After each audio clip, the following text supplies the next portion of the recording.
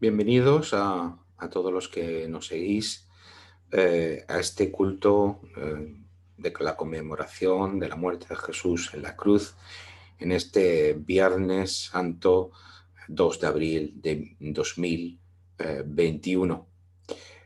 Oramos. Padre, te damos a ti la gloria y la honra. En este día en el que conmemoramos la muerte de tu Hijo Jesucristo en la cruz, para beneficio de toda tu creación, para la salvación eh, de todos aquellos que depositan su confianza y su fe en ti, a través de la victoria definitiva de la muerte en tu Hijo en la cruz, del perdón de pecados, de la promesa de vida eterna, de la participación en la nueva creación bajo tu reino. En nombre de Cristo Jesús. Amén.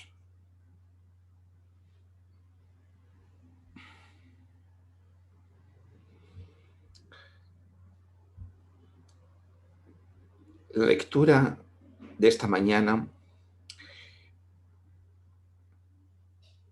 la hacemos en el Evangelio de Lucas, capítulo 23, versículos 32 al 47, que dice así: Llevaban también con él a otros dos, que eran malhechores. Se está refiriendo a Jesús, camino de la cruz, para ser ejecutados. Cuando llegaron al lugar llamado de la Calavera, lo crucificaron allí y a los malhechores, uno a la derecha y otro a la izquierda. Jesús decía: Padre, perdónalos porque no saben lo que hacen. Y repartieron entre sí sus vestidos, echando suertes. El pueblo estaba mirando y aún los gobernantes se burlaban de él diciendo: A otros salvó, sálvese a sí mismo, si este es el Cristo, el escogido de Dios. Los soldados también se burlaban de él y se acercaban ofreciéndole vinagre y diciendo: Si tú eres el rey de los judíos, sálvate a ti mismo. Había también sobre él un título escrito con letras griegas, latinas y hebreas: Este es el rey de los judíos. Uno de los malhechores que estaban colgados lo insultaba diciendo: Si tú eres el Cristo, sálvate a ti mismo y a nosotros. Respondiendo el otro lo reprendió diciendo: ¿Ni siquiera estando en la misma condenación temes tú a Dios? Nosotros, a la verdad, justamente padecemos, porque recibimos lo que merecieron nuestros hechos. Pero éste ningún mal hizo. Y dijo a Jesús: Acuérdate de mí cuando vengas en tu reino. Entonces Jesús le dijo: De cierto te digo que hoy estarás conmigo en el paraíso. Cuando era como la hora sexta, hubo tinieblas sobre toda la tierra hasta la hora novena. El sol se oscureció y el velo del templo se rasgó por la mitad. Entonces Jesús, clamando a gran voz, dijo: Padre, en tus manos encomiendo mi espíritu. Habiendo dicho esto, expiró. Cuando el centurión vio lo que había acontecido, dio gloria a Dios, diciendo: Verdaderamente, este hombre era justo. Toda la multitud de los que estaban presentes en este espectáculo, viendo lo que había acontecido, se volvían golpeándose el pecho. Pero todos sus conocidos y las mujeres que lo habían seguido desde Galilea estaban mirando estas cosas de lejos. Amén. Hasta aquí la palabra del Señor esta mañana. El pasado domingo de Ramos terminábamos diciendo que el mundo encuentra su sentido a través del sinsentido de la cruz. Hoy, con esta predicación de Viernes Santo, nos enfrentamos cara a cara con la paradoja del significado de la cruz. Obviamente, no podemos decir todo lo que cabría o sería necesario decir respecto a la cruz, respecto a lo que implica, lo que significa, lo que supone. Solo nos podemos detener en algunos aspectos y sobre todo tener una imagen global, panorámica, eh, narrativa de lo que significa la cruz en el contexto de la salvación que Dios trae para su creación.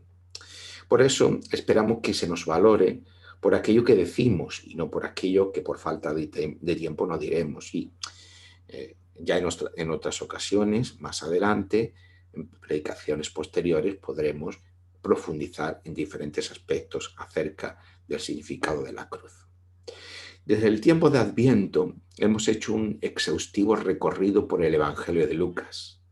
Este recorrido ha estado sustentado por dos pilares básicos. Uno, que Jesús, con sus palabras, acciones, está haciendo posible la irrupción del reino de Dios. Y dos, que Jesús y sus discípulos están llevando a cabo un nuevo y definitivo éxodo que culminará en Jerusalén. Pero ahora llega el momento de comprender cómo todo lo visto y lo aprendido converge en una comprensión del sentido profundo del mundo y de la existencia humana. Sin embargo, lo importante es que este sentido no lo podemos captar sin comprender el significado de la salvación que Dios trae en Cristo y en el Espíritu Santo.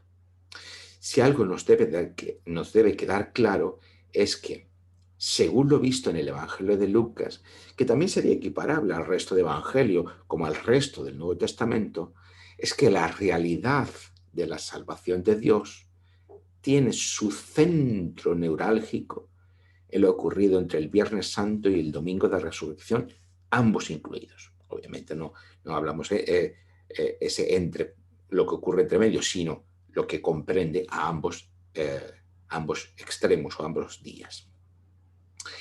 El reino de Dios, por tanto, pasa necesariamente por lo ocurrido en la cruz y en la resurrección. Y esta es una noción muy importante que tengamos en cuenta y que retengamos, que el reino de Dios pasa, o el reinado de Dios pasa necesariamente por lo que ocurre en la cruz y lo que ocurre en la resurrección. No es que primero el Evangelio, o los Evangelios nos hablen del reino de Dios, la enseñanza de Jesús, lo que Jesús hace, y en ese momento está hablando del reino de Dios, y después, cuando llega a la cruz, se nos habla de la cruz y se nos habla de la resurrección, como si el reino de Dios y cruz y resurrección fueran dos realidades independientes, como si el reino de Dios tuviera que ver con la enseñanza de Jesús y la cruz tiene que ver con la salvación de Dios. No. Todo en su conjunto forma parte de la misma narración que nos habla en su conjunto de lo que significa la salvación de Dios. Ahora bien, si tuviéramos que explicar brevemente por qué es así, por qué el reino de Dios pasa por la cruz y por la resurrección, en primer lugar, deberíamos comprender lo que Dios está haciendo. Debemos comprender el cuadro completo.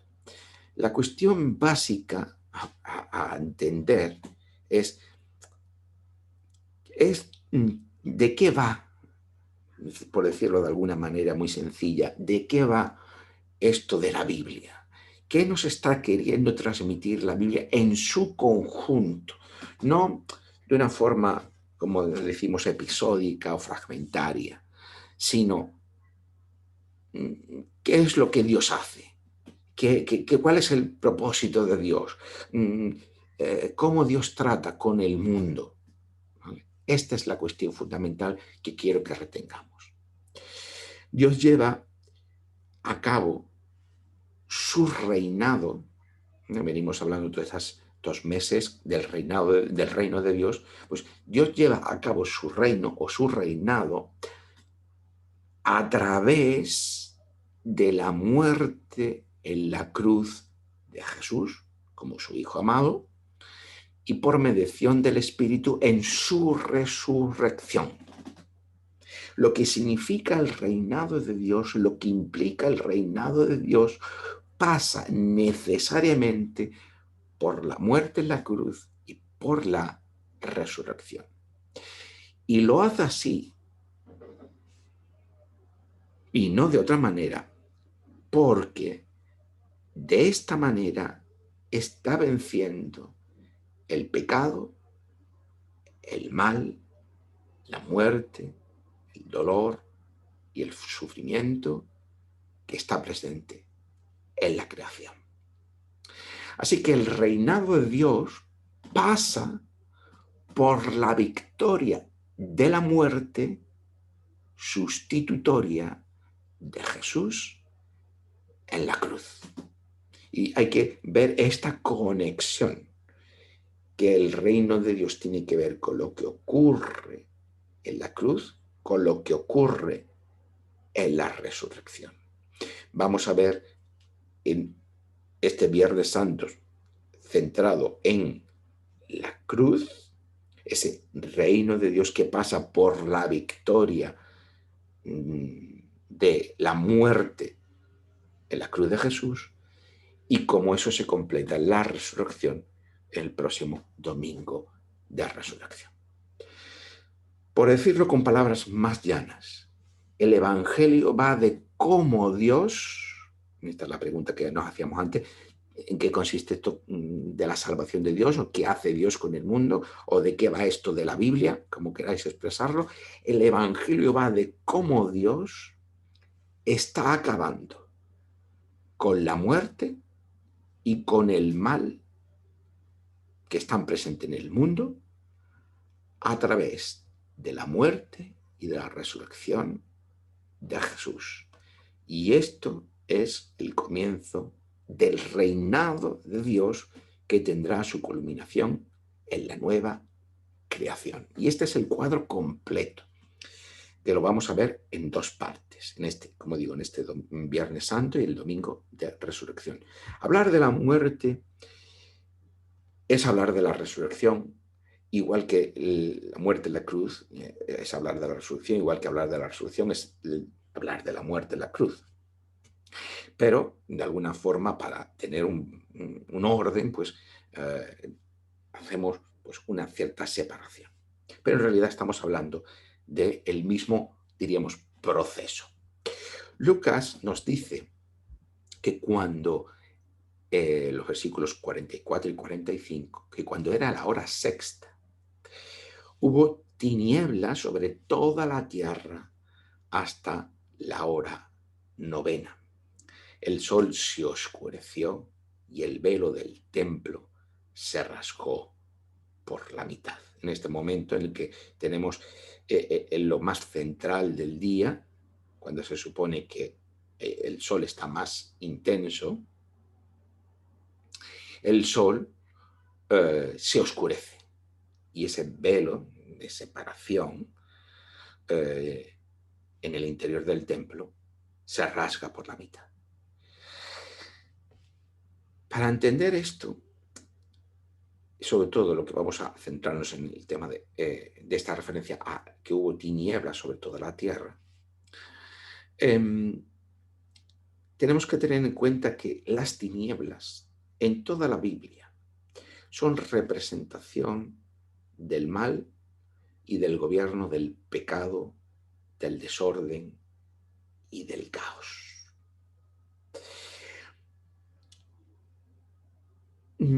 Hablar del pecado nos llevaría mucho tiempo, no voy a centrar en eso hoy. Me remito a las referencias que hemos hecho otras veces. A veces tenemos un concepto demasiado restrictivo del pecado, demasiado moderno del pecado, reduciéndolo a los pecados morales, personales e individuales. Pero el concepto de pecado en la Biblia es mucho más abarcador. Y por eso es más comprensible hablar del mal, de la existencia del mal. Pero bueno, sobre eso incidiremos en otro momento. Y lo que aquí hay que darse cuenta es que en el momento culminante de cuando Jesús está muriendo en la cruz, dice que las tinieblas invaden toda la tierra.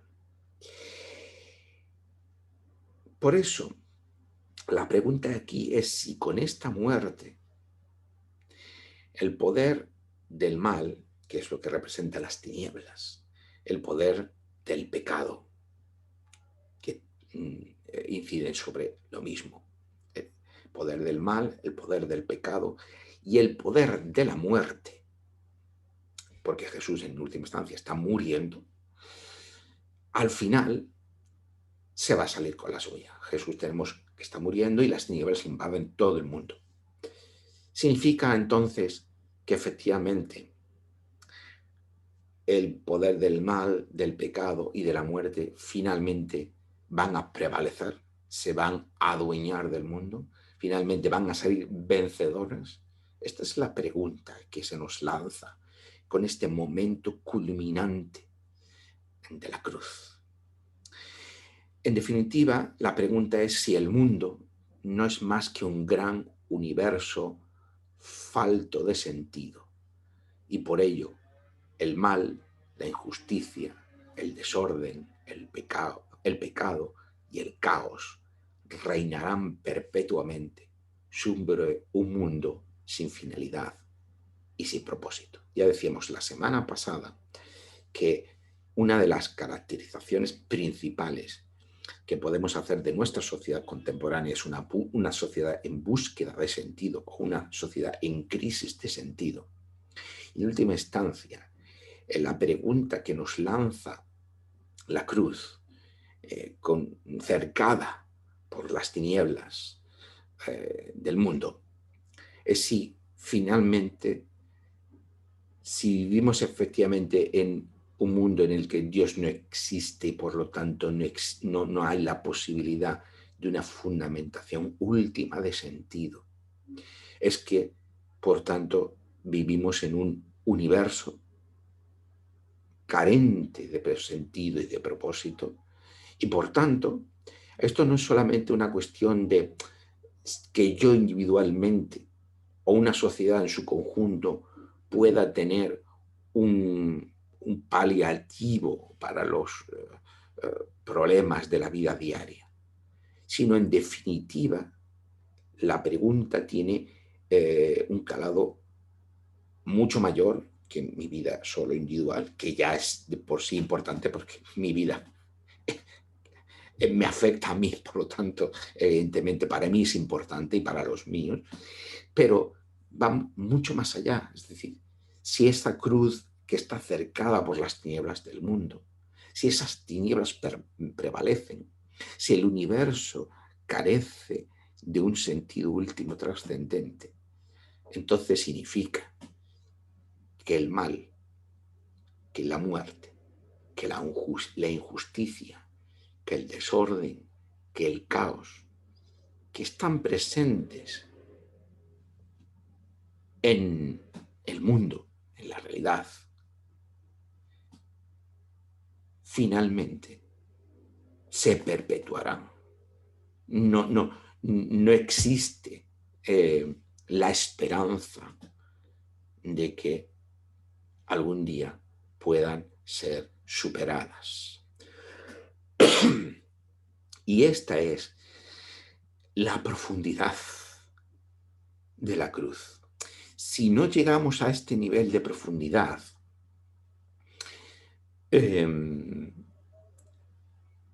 la cruz puede convertirse en algo prescindible, pero es que la fe, la Iglesia, la Biblia,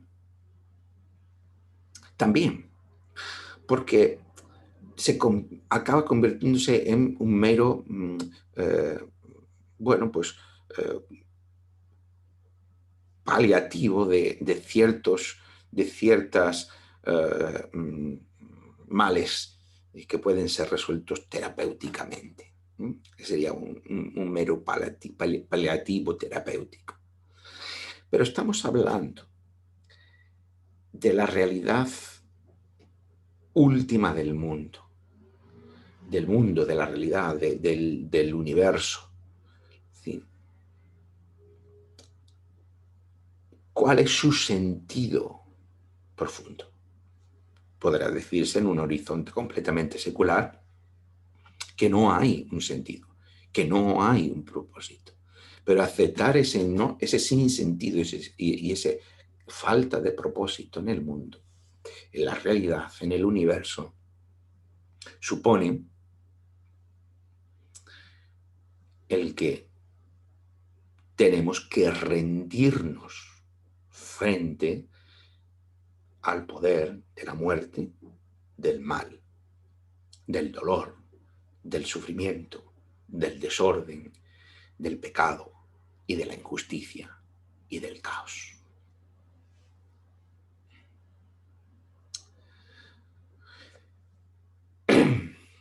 La cuestión clave, según los patrones del Evangelio, es si Jesús, patrones culturales y por tanto los patrones de pensamiento y de comportamiento que rigen en los textos del Nuevo Testamento, es si Jesús, por tanto, no es más que un hombre más abandonado por Dios bajo la maquinaria del poder político tras la tiranía de los poderes de las tinieblas que quieren imponerse en el mundo. En la sociedad del honor y de la vergüenza, la pregunta es si Jesús es abandonado o reivindicado por Dios.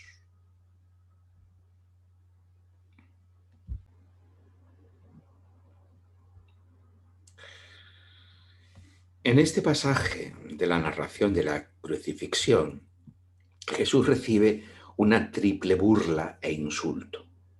Tenemos en el versículo 35 la burla de un pueblo que muestra una actitud meramente pasiva ante la burla y el escarnio de los gobernantes, de aquellos que son los que mandan, los que gobiernan. En el versículo 36 la burla de los soldados y en el versículo 39 el escarnio de uno de los dos malhechores que están con él crucificado. ¿En qué consiste esta triple burla que está dirigida hacia Jesús? Pues básicamente las tres coinciden en que, en decir algo muy similar, que es básicamente si este es el Cristo, el Mesías, el Rey de los judíos, el escogido de Dios, salves a sí mismo. Claro, entender esto no es algo tan evidente para nosotros porque estamos alejados de la cultura que regía esta sociedad. Y por lo tanto, quizás podamos malinterpretarlo. Entender esto bien debe hacerse bajo los patrones de honor y vergüenza que rigen en esta cultura. Pero para no extendernos demasiado en este tema, lo que aquí tenemos que enfatizar es que los tres grupos de personajes que están aquí presentados lo que hacen es cuestionar que Jesús sea una persona de honor. Obviamente, la muerte en la cruz en esta sociedad es aquello que está más repleto de vergüenza. Es decir, no se puede caer más bajo en la sociedad judía o en la sociedad grecorromana que es morir en una cruz. Claro, Jesús, a lo largo de su vida, ha estado mostrando con sus palabras y sus acciones una pretensión de ser alguien digno de ser tenido en cuenta. Está rivalizando con fariseos, con saduceos, para que la gente lo sigan. Seguir a alguien o no en esta sociedad es seguir a alguien que es digno de honor. Por lo tanto, aquí, más que un insulto personal hacia Jesús por parte de estos personajes, lo que tenemos es un cuestionar que esta persona sea una persona de honor, como de hecho muestra que esté muriendo en una cruz. Y todos esos personajes básicamente lo que quieren es que Jesús se reivindique a sí mismo. Si Jesús es verdaderamente una persona de honor, tiene que reivindicarse a sí mismo y demostrar que es una persona digna de ser seguida. El honor, había muchas formas de adquirirlo en esa sociedad, pero una de esas formas era participar en unas especies de juegos dialécticos, de desafío y respuesta en el espacio público. Y esto lo hemos estado viendo a lo largo de la vida de Jesús, del ministerio público de Jesús, en diferentes momentos. Que se está dirimiendo este honor de Jesús precisamente frente a saduceos, escribas de la ley, intérpretes de la ley y fariseos, para ver quién tiene más honor. Y este es el último juego de desafío y respuesta. Los tres grupos de personajes están desafiando a Jesús para que demuestre su honor. En nuestros patrones culturales, pues esto significa que estaban cuestionando que Jesús era quien decía ser o quien otros le atribuían ser. Es decir, que era el Mesías, el escogido de Dios, el rey de los judíos. Este es el título que aparece en la acusación por su ejecución en la cruz.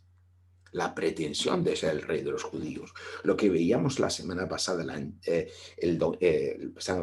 esta semana, el domingo de Ramos, de esta misma semana, Jesús está entrando en Jerusalén con la pretensión, apoyado por parte de sus discípulos, de ser ese rey que viene a traer la paz a su pueblo.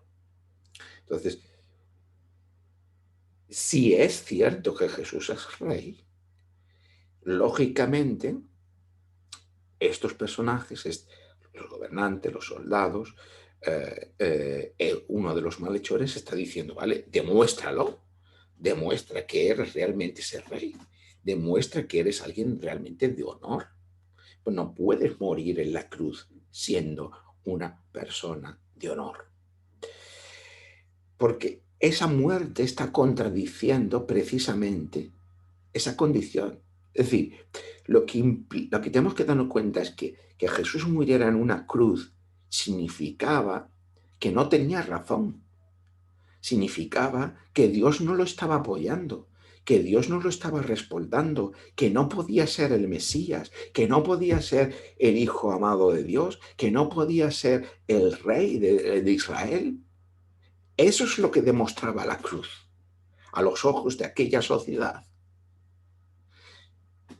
En última instancia, que Jesús muriera en la cruz hacía que los fariseos y los saduceos estuvieran legitimados para decir, no, Jesús es un don nadie, Jesús es alguien despreciable, Jesús no es Mesías, no es el Mesías, no es el rey de Israel, no es el Hijo amado de Dios. Esto es lo que está en juego en este momento. Esto es lo que está en juego en este momento. Que Jesús en definitiva era un farsante, que Jesús en definitiva era un don nadie, que Jesús en definitiva pues era alguien pues, del que no cabía fiarse.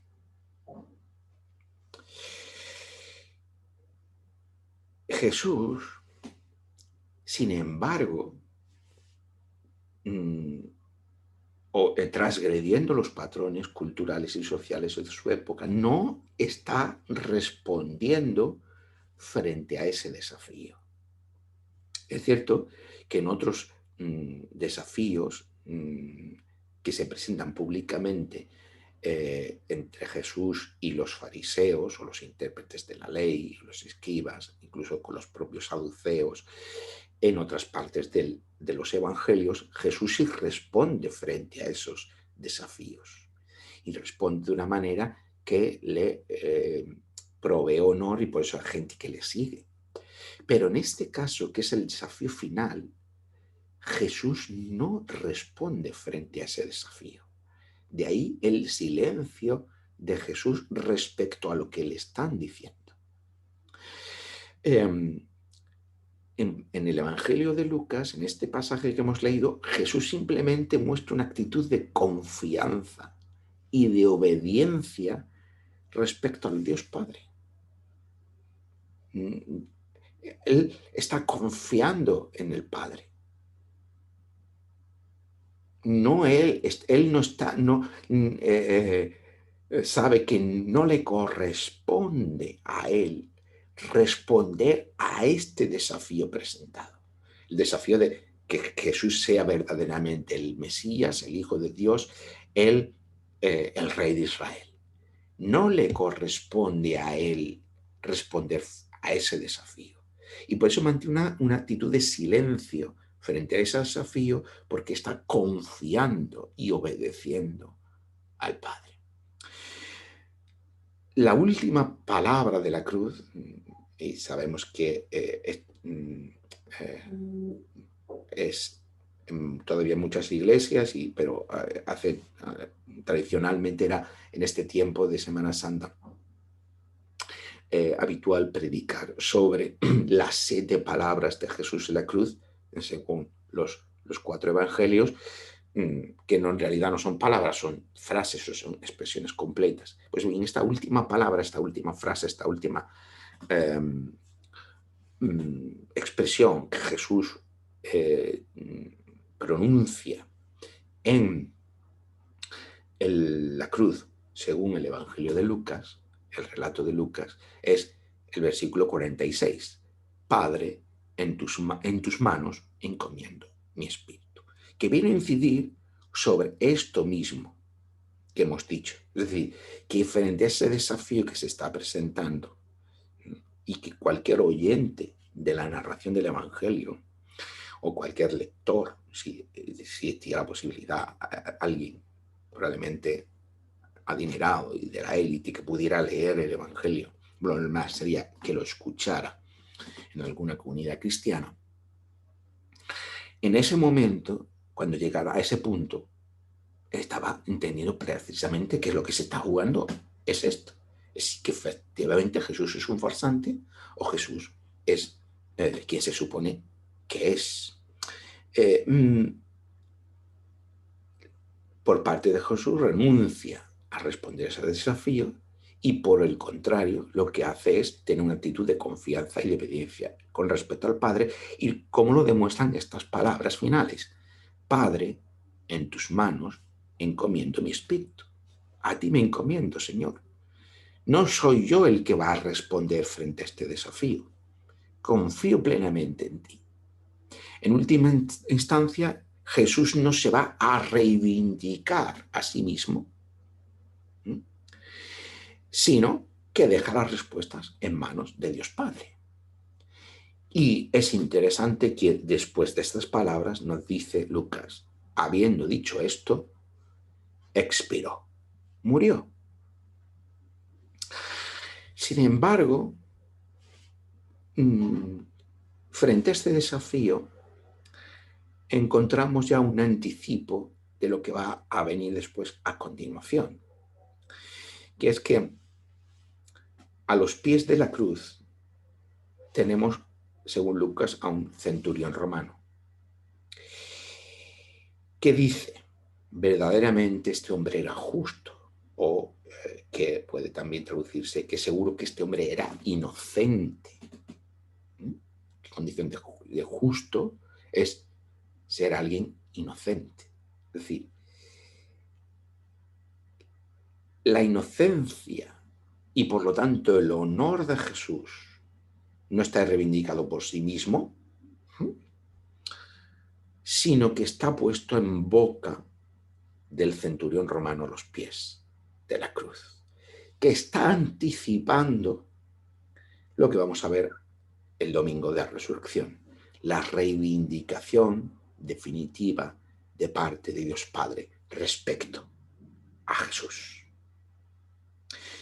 La inocencia y el honor de Jesús aquí son transmitidas por el representante del imperio que lo está condenando. Y esto es profundamente paradójico y profundamente significativo.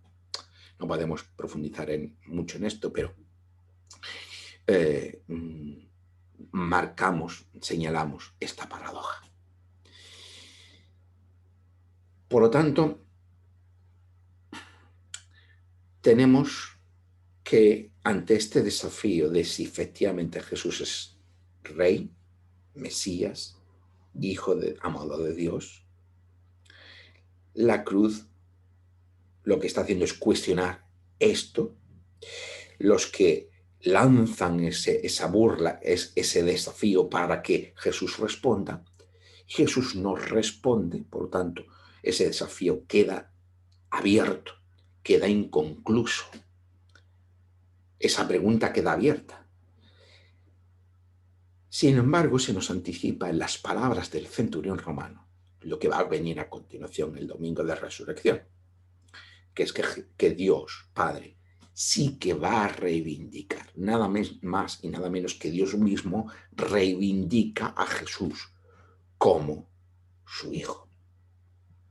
Pero, además, hemos dicho en esta predicación que lo que es el reinado de Dios pasa necesariamente por la victoria de la muerte y del mal en lo ocurrido en la cruz y en la resurrección, para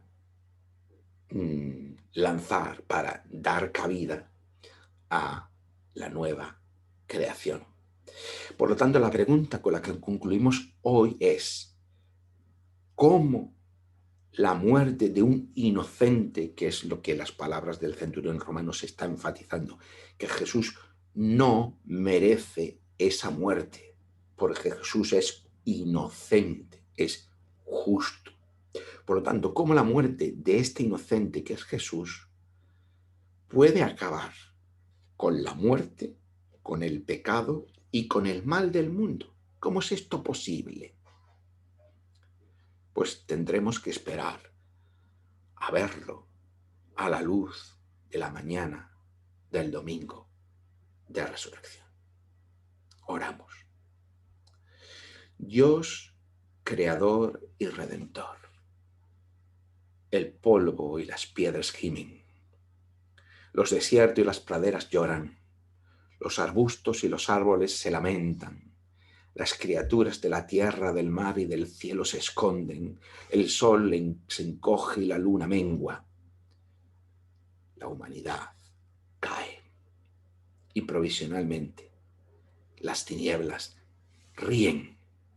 Sin embargo, su dominio no dura para siempre. Esto oramos en el nombre de Jesús, el Cristo, nuestro Salvador y nuestro Señor. Amén. Que el Señor enjugue las lágrimas de nuestros ojos, porque ya no hay más muerte, ni más llanto, ni más lamento, ni más dolor, porque las primeras cosas ya han pasado. Amén.